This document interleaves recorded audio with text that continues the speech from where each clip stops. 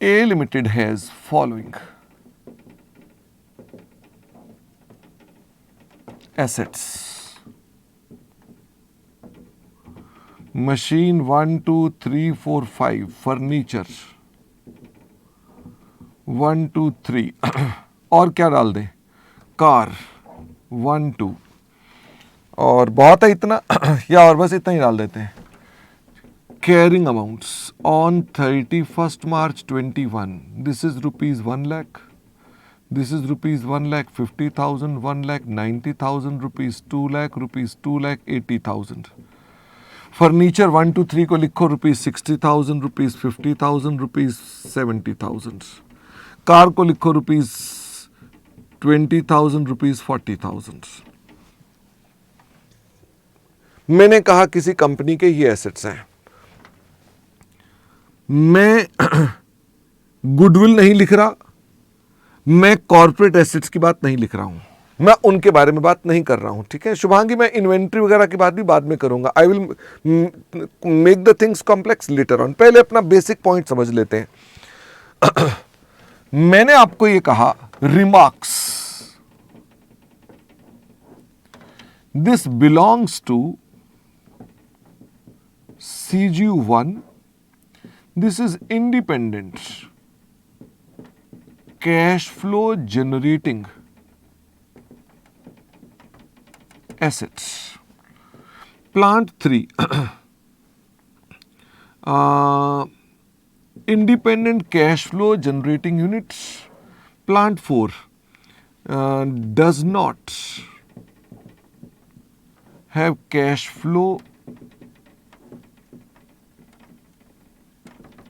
generating capability. Its output is given to machine 3. Machine 3 को इसकी output दी जाती है, वो इंडिपेंडेंट जनरेट नहीं कर सकता है.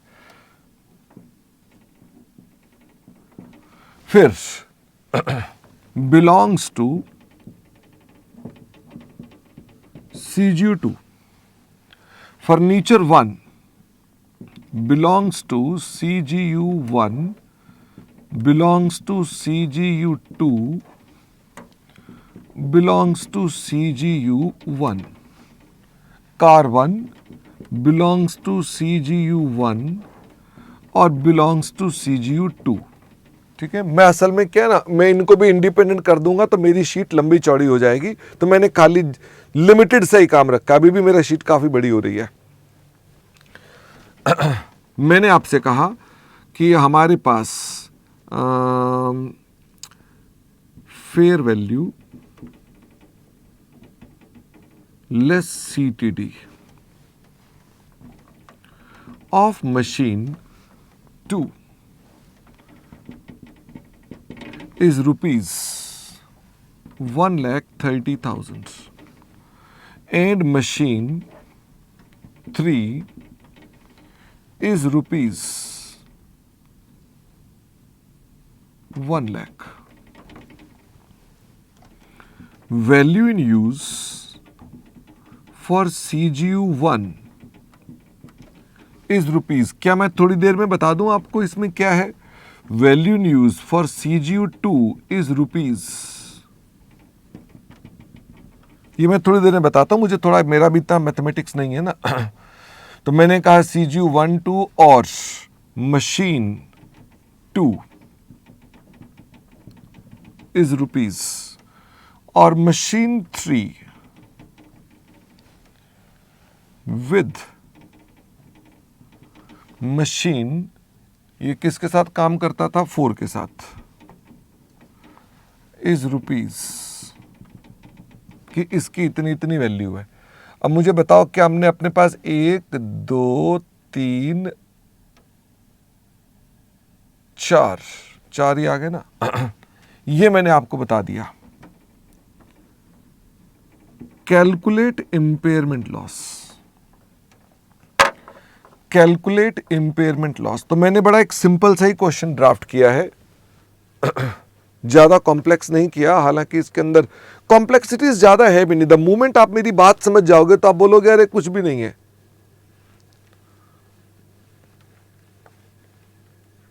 हाँ निहार, मुझे फटाफट से बताइए, आप क्वेश्चन लिख चुके हो तो मुझे फटाफट से बताएंगे, हम आपके साथ अब इसका सॉल्यूशन निकालना शुरू करेंगे। 2000 के पास क्या लिखा था?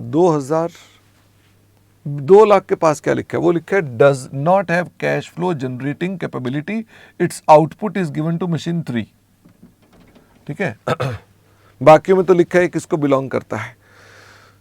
मुझे ये बताओ, किसी कंपनी में ये आपको इतने एसेट्स की मैंने डिटेल दी है, पहले बताओ क्या इसके अलावा भी बड़े सारे एसेट्स होते हैं? क्या इसके अलावा भी बड़े सारे एसेट्स होते हैं? The answer is yes. Few assets are out of scope and few assets I haven't started yet discussing. मेरा अभी भी कॉन्सेप्ट में किन बातों को मैंने गोल कर दिया? मैं कॉर्पोरेट एसेट्स यानी वो asset which can never generate cash flows independently, तथा इसमें गुडविल, 2 को मैंने अलग कर दिया। सारे इंटेंजिबल बोल रहा हूं कि सिर्फ गुडविल? मैंने कहा 2 को हम परे रख देते हैं, इनके बारे में अलग चर्चा करूंगा। ओके। इसके अलावा बाकियों की लिस्ट मैंने क्यों नहीं दी? बाकी एसेट्स के ऊपर इंपेयरमेंट का स्टैंडर्ड अप्लाई नहीं हो रहा। इस कंपनी में कोई इंपेयरमेंट के इंडिकेटर थे और कंपनी अपने सारे एसेट्स की चेकिंग कर रही है, कोई दिक्कत तो नहीं। The concept is clear. Company अपने सारे एसेट्स की चेकिंग कर रही है इंपेयरमेंट लॉस के लिए। आइए मेरे साथ साथ, अब मुझे ये बताओ, इसको देख करके पहले गिनती करके बताओ कि कितने सीजीयूज बनेंगे हमारे पास। फटाफट से बताओ कितने सीजीयूज बनेंगे। हम पहले उनको देखना स्टार्ट करते हैं कि इसमें कौन कौन से ग्रुप बनेंगे। तो क्या आपको दिखाई दे रहा है? एक सीजीयू 1 है,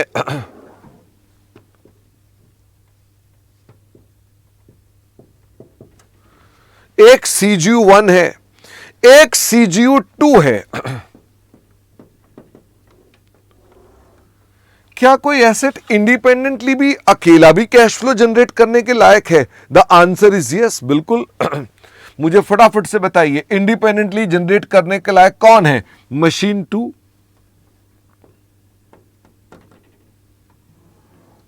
ये अकेला ही जनरेट कर सकता है। और बताइए क्या मशीन 3 और 4 एक सीजीयू 3 नहीं हो गया?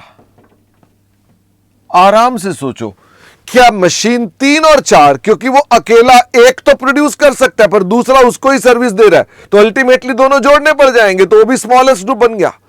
तो मुझे फटाफट से बताओ how many groups do you have? You have 1 2 3 4। इसको भी अगर मैं सीजीयू नाम दे दूं तो कोई गलत हो जाएगा। अगर मैं कह दूं ये भी सीजीयू है तो क्या कोई गलत हो जाएगा? इकलौते एसेट को भी सीजीयू बोलना गलत नहीं है।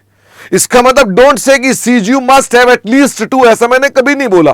तो हमारे सवालों में इकलौती एसेट को भी वो सीजीयू बोल दे तो घबराना मत, क्या हो सकता है, बोल सकते हो, कोई दिक्कत नहीं। कॉन्सेप्ट सेम है तो क्या फर्क पड़ता है।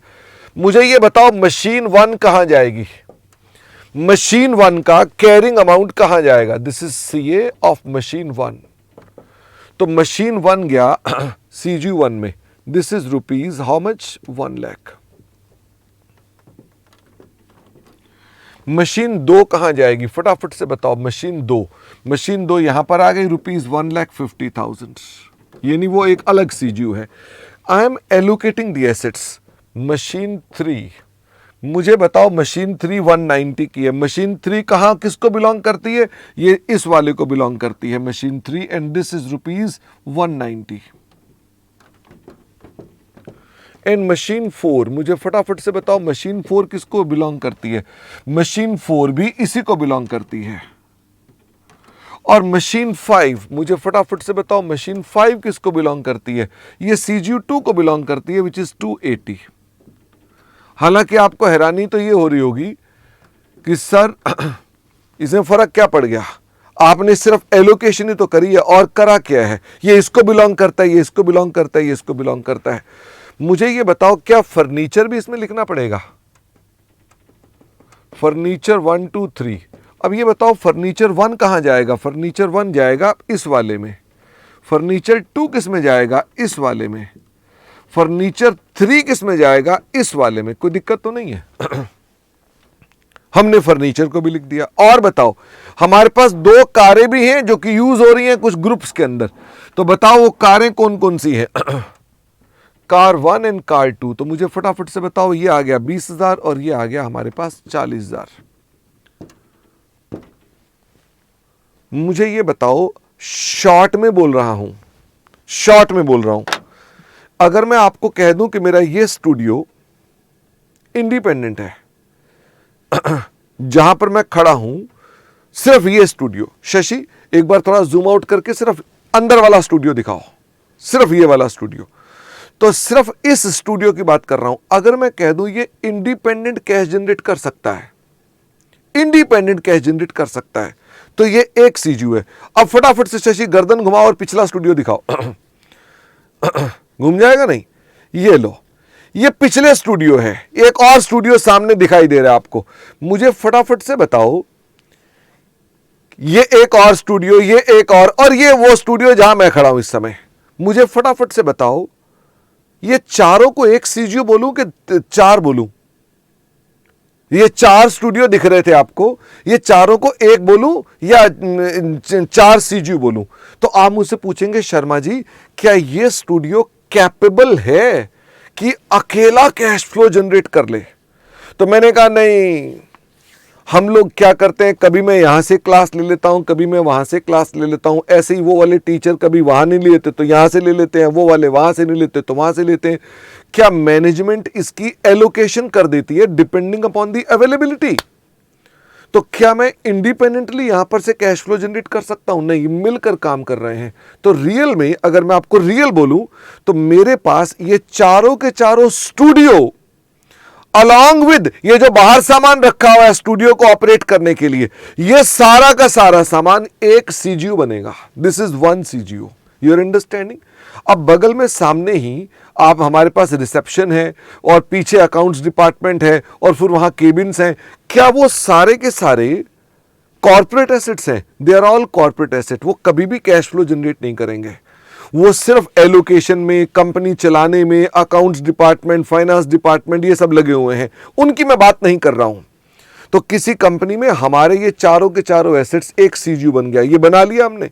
जब बना लिया तो उसके सारे एसेट की लिस्ट बना दो। तो क्या मैं ये कह सकता हूं ये एक सीजीयू की लिस्ट बना दी हमने कि इसमें ये एसेट्स हैं?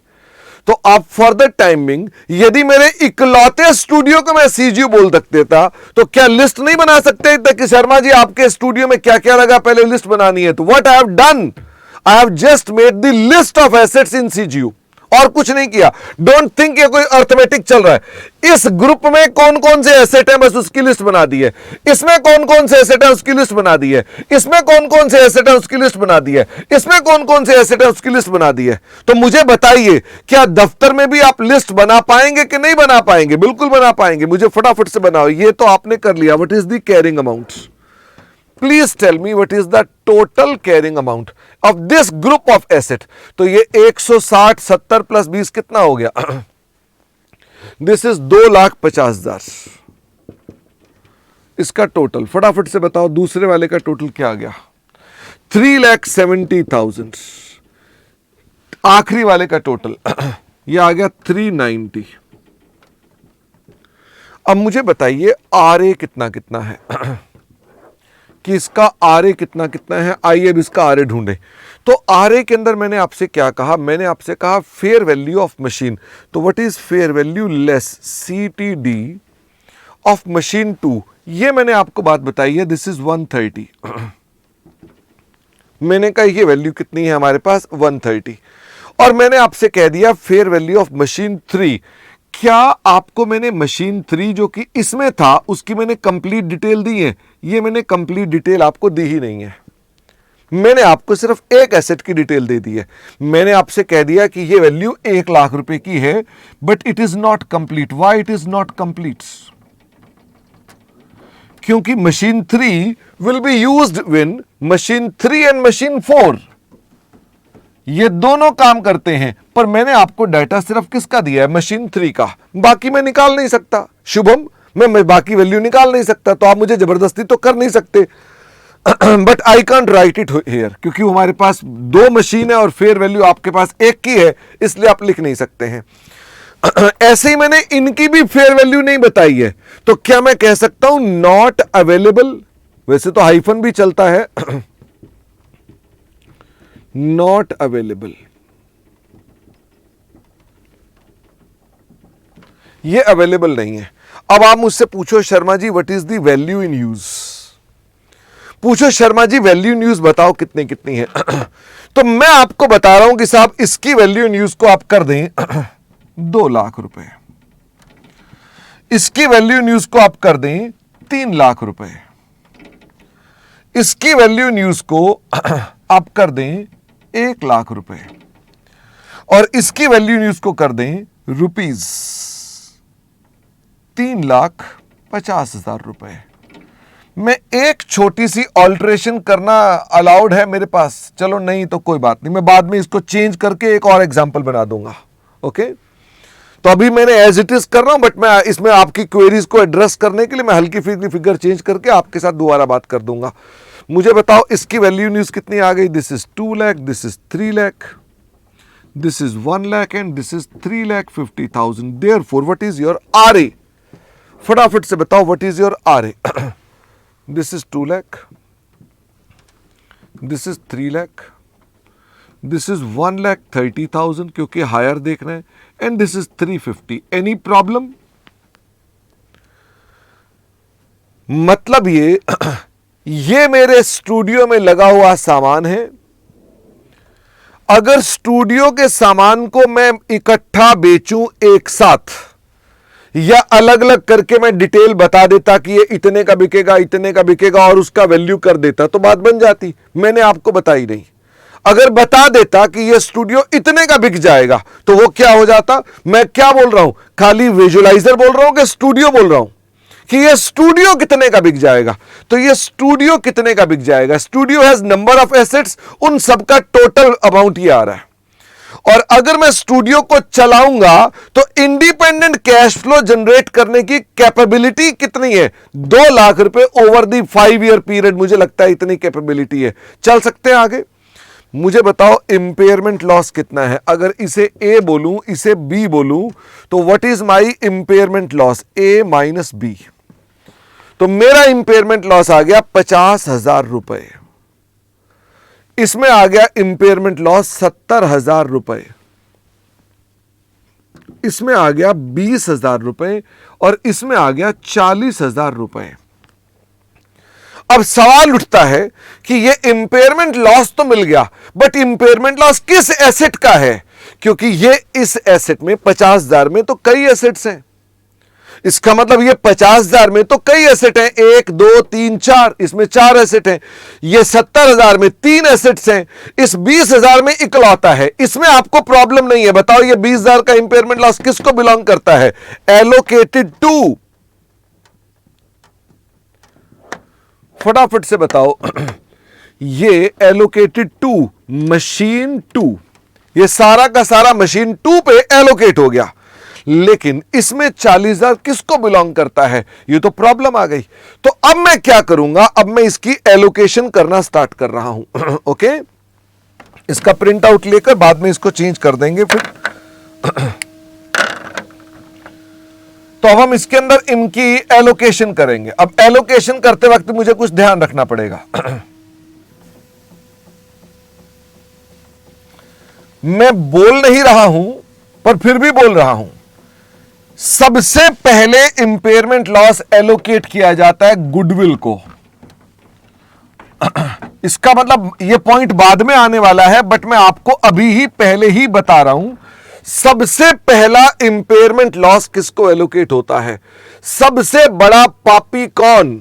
अगर इंपेयरमेंट लॉस आएगा तो सबसे पहला पापी कौन? गुडविल।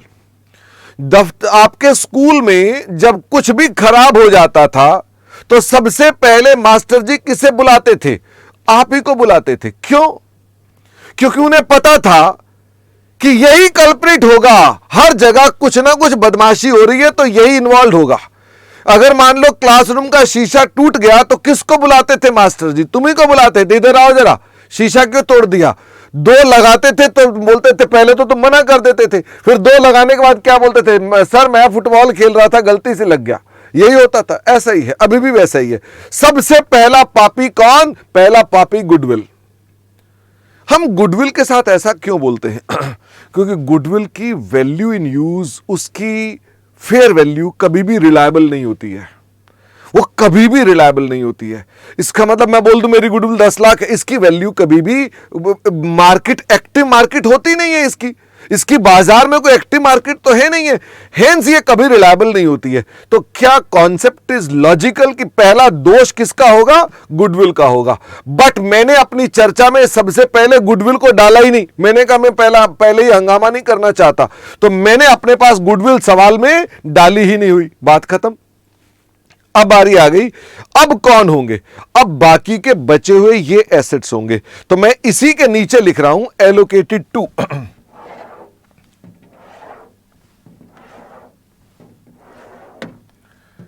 एलोकेटेड टू गुडविल है ही नहीं। अब मुझे ये बताइए कि हमारे पास अदर एसेट्स में कौन कौन है? क्या CG1 में मशीन 1 है? क्या इसमें फर्नीचर 1 है? क्या इसमें फर्नीचर 3 है? क्या इसमें कार 1 है? फटाफट से बताओ। हां, इसमें कितने एसेट्स हैं? 4 एसेट्स हैं। मैं ये 50,000 का लॉस, ये 50,000 का लॉस इन चारों में एलोकेट कर दूंगा। ध्यान देना, अगर मान लो गुडविल होती तो सारा का सारा इंपेयरमेंट लॉस कौन उठा लेती? सारा का सारा इंपेयरमेंट लॉस कौन उठा लेती? गुडविल उठा लेती। वो है नहीं थी मेरे पास, तो मैंने कहा उसके बाद कौन है दोषी? उसके बाद है दोषी उसके एसेट्स, सारे के सारे एसेट्स। मुझे ये बताओ किस रेशो में इनको दोषी ठहराएं? हमने कहा इनको इनकी बुक वैल्यू की रेशो में, इधर दिखा दो, इनकी बुक वैल्यू की रेशो में दोषी ठहराओ। मुझे फटाफट से बताओ कि इसकी बुक वैल्यू कितनी आ गई? 1 लाख बटा 2.5 लाख, 10 बटा 25, ये आ गई 6 बटा 25, ये आ गई 7 बटा 25। एग्जाम में आपको ऐसे मल्टीप्लाई करके दिखाना नहीं होता, मैं आपको ये इसलिए दिखा रहा हूं कि आपको पता चले कि हम कैसे कैलकुलेट कर रहे हैं। मुझे फटाफट से बताना ये कितने कितने इंपेयरमेंट लॉस निकलाई फॉर द मशीन 1। तो इसका इंपेयरमेंट लॉस फॉर मशीन 1 बताओ। ललित के यहां कुछ प्रॉब्लम चल रही है, लेकिन ललित हमारे यहां से कोई और दिक्कत तो नहीं है।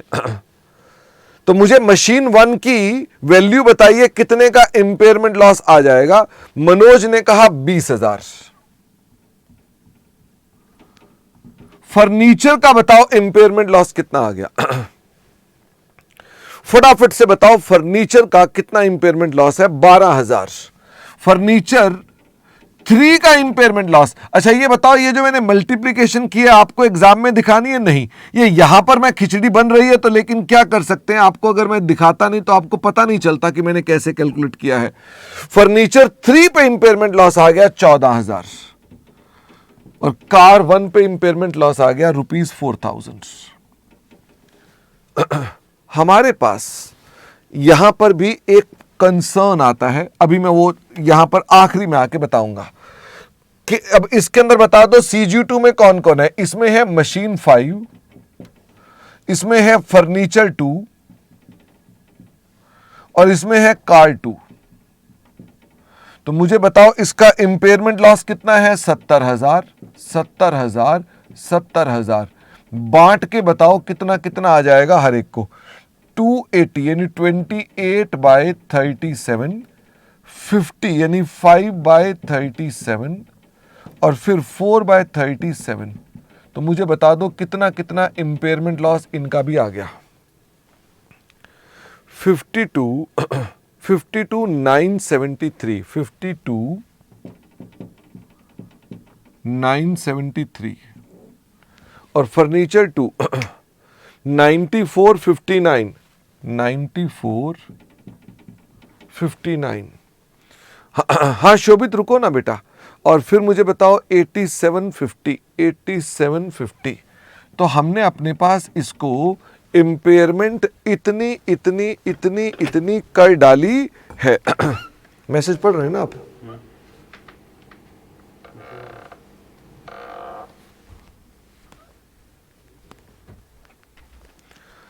अच्छा, ये भी हमने अपने पास यहां तक की बात कर ली है। शुभांगी कह रहे हैं कि C2 में 7568 है। चेक कर लो भाई, अगर गलत है तो बता दो। 7568 C2 में 7568 तो हमने इतनी इतनी इंपेयरमेंट लॉस बता दिया। मुझे बताइए इस वाले में तो सारी की सारी मशीन 2 की है। मशीन 2 का इंपेयरमेंट लॉस कितना है? 20,000 पूरा का पूरा। और आखिरी वाले केस है, मुझे बताओ इसमें कितनी मशीनें हैं? इसमें है मशीन 3 और मशीन 4। मुझे बताओ मशीन 3 का इंपेयरमेंट लॉस कितना आएगा? मशीन 3 का इंपेयरमेंट लॉस आएगा 40,000 मल्टीप्लाइड बाय, इसकी रेशियो कितनी है? 19/39। 19/39। Please tell me what is the impairment loss? Machine 3 19,487 19,487 और मशीन 4 का भी मुझे बता दीजिए, फिर उसके बाद हम बात करते हैं। This is 20/39। तो मशीन 4 की वैल्यू कितनी आ गई? 20,513। 20,513। मुझे ये बताओ, मैं एक बात बोलना चाहता हूं जिसकी वजह से आपके मन में कुछ विचार आ भी सकते हैं। ये बताओ मशीन नंबर 3 की फेयर वैल्यू मैंने आपको बताई थी। मशीन नंबर 3 की मैंने फेयर वैल्यू बताई थी। गलती से भी ऐसा ना हो जाए कि आप जब यहां इंपेयर करें तो मशीन की फेयर वैल्यू से डाउन ना हो जाए। चेक करो इस पॉइंट को, अब चेक करो और मुझे बताओ आपका इसका कैरिंग अमाउंट कितना था? मशीन 3 का कैरिंग अमाउंट था 190। 190 में अगर तुम 19,487 190 में अगर तुम 19,487 की इंपेयरमेंट कर दोगे तो तुम्हारी मशीन का रिवाइज्ड कैरिंग अमाउंट कितना आ जाएगा? 170,513। मैं ये कह रहा हूं अगर ये 170,513 है तो आप ये ध्यान रखना कि आपका एसेट का कैरिंग अमाउंट कहीं पर भी ऐसा ना हो जाए कि उससे ज्यादा लोअर ना हो जाए। आप कहेंगे सर ऐसा हो जाए तो, मैंने कहा 2 मिनट में डिस्कस करता हूं। Please tell me the revised CA. मैं इस पॉइंट पर अभी दोबारा लौट कर आ रहा हूं, साथ में ही रिवाइज्ड सीए मुझे बताइए, रिवाइज्ड सीए कितना आएगा? क्या आप मुझे बता सकते हैं? मशीन 1 1 लाख में से 20,000 इंपेयर हो गई तो मशीन 1 की वैल्यू कितनी हो गई? 80,000। फर्नीचर 1 की वैल्यू कितनी हो गई? 60,000 minus 12,000 is equal to 48,000। Furniture 3 की वैल्यू कितनी हो गई? फर्नीचर 3 14,000 से कम करना है, इसकी वैल्यू आ गई 56,000। और कार 1 की वैल्यू कितनी हो गई? ये 20,000 थी, 4,000 कम हो गई 16,000। कोई प्रॉब्लम नहीं है, रिवाइज्ड कैरिंग अमाउंट निकाले हैं, हर एक का रिवाइज्ड कैरिंग अमाउंट आ गया। मुझे बताओ इसमें हमारे पास है मशीन 5। मशीन 5 का रिवाइज्ड कैरिंग अमाउंट कितना होगा? 280 minus 52,973। 280 minus 52,973। This is 227027। Furniture 2 की वैल्यू हो गई 9459। कम करना है आपने 50,000 में, 50,000 में 9459, तो इसकी वैल्यू आ गई 40,541। और मुझे बताओ कार 2 की वैल्यू कितनी हो गई? 40,000 माइनस कर दो 7568, तो this is car 2 is equal to 32,432। Machine 2 की बात करो जरा। मशीन 2 हमारे पास 20,000 रुपए से कम कर दी तो इसकी वैल्यू हो गई 130। और मुझे ये बताओ मशीन 3 की वैल्यू कितनी हो गई? आपका कैरिंग अमाउंट कितना हो गया मशीन 3 का? 190 minus 19,487, this is equal to 170,513। और मशीन 4 की बात करते हैं। मशीन 4 ये हमारे पास कितने की है? 2 लाख की है। 2 lakh minus 20,513 is equal to 179,487। मैंने ये चारों की बात कर ली। आप चेक करें आपने मशीन 3 की इंपेयरमेंट ज्यादा तो नहीं कर दी,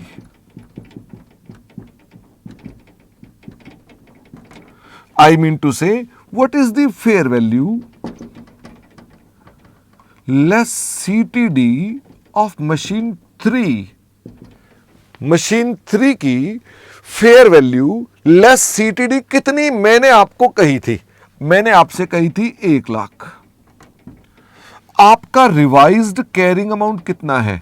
रिवाइज्ड CA कितना है? रिवाइज CA है 170 513। तो this is okay, this is okay. ज्यादा इंपेयर ना कर दें कहीं भाई, आप ऐसा ना कहें फेयर वैल्यू से ज्यादा इंपेयर कर दें। अब आपके मन में सवाल उठेगा, सर अगर मान लो ऐसा होता कि फेयर वैल्यू की वैल्यू चेंज कर देते, क्या मैं चेंज करके दिखाऊं? कि अगर मान लीजिए मैं आपसे ये कह दूं कि आपके मशीन में उस क्वेश्चन के डाटा को मैं कह दूं कि fair value of machine 3 is 180, if I am saying कि उसकी फेयर वैल्यू इज 180, तो मुझे फटाफट से बताओ द मोमेंट मैं इसे बोलता हूं कि इसकी वैल्यू 180 है, इमेजिन कर ले ये 180 है सॉरी, ये तो 170 513 और ये वैल्यू 180 है। एक बात बताओ, जिसकी फेयर वैल्यू 180 है, तुम क्या उसे फेयर वैल्यू से भी नीचे ले जा रहे हो? क्या अच्छा कर रहे हो? आप बोल रहे हो नहीं तो इंपेयर हो गया, तो आपको तो हायर वैल्यू लेनी होती थी। इफ यू रिमेंबर, आप बोलते थे कि हायर वैल्यू लूंगा मैं तो अपने एसेट में। अगर मान लो आपके एसेट की फेयर वैल्यू 180 है, तो क्या आप उसे इंपेयर करके 170 बना दोगे? The answer is no. इसका मतलब आपको ये अपनी तीसरी आंख फोकस करके रखनी है कि कहीं ऐसा ना हो जाए कि तुम इंपेयरमेंट प्रो राटा रेशियो में कर दो और जो दोषी नहीं है उसको भी पाप लग जाए। आप वो पाप सब पे एलोकेट नहीं कर सकते हो। इसका मतलब आप सब पर एलोकेट करो अगर आपको पता नहीं चल रहा है, लेकिन पता चल रहा है फिर कैसे कर सकते हो? शीशा टूट गया क्लास के अंदर, पता नहीं चल रहा फुटबॉल के अंदर कौन कौन बच्चे खेल रहे थे क्लास में फुटबॉल, तो मास्टर जी क्या करेंगे? फटाफट से बताओ, मास्टर जी क्या करेंगे? क्या वो शीशे का नुकसान क्लास के सभी बच्चों में डाल देंगे? बोलेंगे भैया ऐसा है 500 रुपए का शीशा है, 50 बच्चे हैं क्लास में, सब 10-10 रुपए निकाल दो। क्या सभी बच्चों को 10-10 रुपए देने पड़ेंगे? उनमें एक बच्चा हाथ खड़ा करता है, कह रहा है सर कल तो मैं आया ही नहीं था, मेरे को भी तुम 10 रुपए मांग रहे हो। कमाल नहीं, तुम्हें पता चल रहा कि इनमें से किसने इंपेयर किया हुआ है। कह रहा सर मैं तो कल ही नहीं आया था, चेक कर लीजिए मैं स्कूल में ही नहीं आया था, तुम मेरे पे भी 10 रुपए का लॉस। अब बताओ क्या करेगा मास्टर जी? क्या अब न्याय करेंगे कि नहीं करेंगे? आप इंपेयरमेंट लॉस इनमें डाल रहे हैं।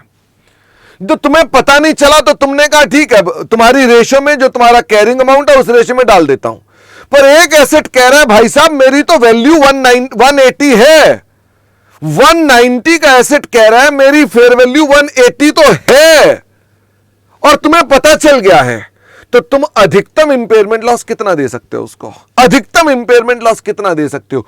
उतना ही दे सकते हो ना कि ठीक है अप टू फेयर वैल्यू आ जाएगा, और तो नहीं।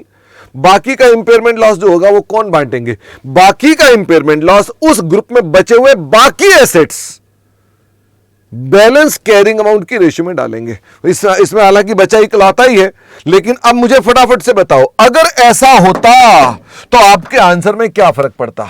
मैं कहता भाई इसमें तो ये आ रहा है but impairment loss can be only ₹10,000, क्योंकि वैल्यू में कितना गैप है? ओनली 10,000, तो हम 10,000 का इंपेयरमेंट लॉस डालते। तो मुझे बताओ फिर मैं अपने पास जो बैलेंस इंपेयरमेंट लॉस आ जाता 30,000 रुपए का, वो किस में बांट देता? बाकियों में बांट देता, और बाकी में इकलौता एसेट है, तो क्या सारा का सारा 30,000 का इंपेयरमेंट लॉस मशीन 4 पे चला जाता? वो बाकी का बचा हुआ, बाकी इसमें मशीन 4 भी हो सकती थी, कुछ और भी हो सकता था, तो बाकी का बचा हुआ मैं अपने पास उनकी रेशियो में बांटता, क्योंकि उसके अंदर हमारे पास वो है नहीं है, तो बाकी का बचा हुआ सारा लॉस कौन उठाएगा? मशीन 4 उठाएगी। द मोमेंट ये मशीन 4 उठाएगी तो इसके मतलब आपके पास इसकी वैल्यूज क्या निकलाएंगी, फटाफट से बताओ। अब इसकी वैल्यूज क्या निकलाएंगी अगर मैं ये इमेजिन करा दूं तो this will be 180 and this will be in that case 30,000 down, this will be 170। और मुझे फटाफट से बताइए जैसे ही आ जाएंगे तो आपके पास ये वैल्यू भी कितनी हो जाएगी, रिवाइज कैरिंग मोमेंट कितना हो जाएगा 180 and 180 is okay, there is no problem. बच्चा कह रहा आपने गलत लिखा, 39 नहीं है वो हमारा 20/20 है। ओके ये लो 20/20 है। अब ठीक है तो इसका मतलब हम अपने पास इस तरह से अपने पास अपने सवाल को करते हैं। अभी आपके मन में कुछ और भी आ रहा है, हालांकि वो सब मैथमेटिकल आ रहा है। क्या आ रहा है आपके दिमाग में, कुछ mathematical queries, not conceptual, mathematical. ये अगर ऐसा हो जाए, ये अगर ऐसा हो जाए, तो मैं आपको सिर्फ उसका एक लाइन में जवाब देता हूं। जो आप सोच रहे हैं वो सब पॉसिबल ही नहीं है। जो आप सोच रहे हैं वो पॉसिबल नहीं है। जो आप एक मैथमेटिकल सिचुएशन बनाने का प्रयास कर रहे हैं कि ऐसा कर दो कि इसके अंदर भी ऐसा हो जाए, एक लिमिट तक आ रहा हो, इसमें भी लिमिट तक आ रहा हो, और कुछ है ही नहीं है, अब कहां जाएगा, ऐसा पॉसिबल नहीं है। क्योंकि ऐसी स्थिति में आपके सवाल के अंदर अगर इसकी भी अब हमारा फेयर वैल्यू ज्यादा है, इसकी भी फेयर वैल्यू ज्यादा है, तो आपने आरए में ही पहले उसको ठीक कर रखा होगा, तो इसलिए आपके पास वो सिचुएशन अराइज नहीं होगी। हालांकि ये क्वेरी का आंसर मैं आपको अगली क्लास में ही बता सकता हूं। तो अभी मैं आपको यहीं तक की चर्चा ही करवा रहा हूं आपको, और इसके अलावा बाकी की चर्चा आपके साथ हम और भी करेंगे। हाँ, मैं इसके अंदर आपको इसका एलएमएस, उनको एक बार ऐसा करना, बीच में कुछ बच्चों की क्लास ऑफ हो गई थी शशि, ये सवाल करते वक्त बीच में मैसेज आ रहे थे, तो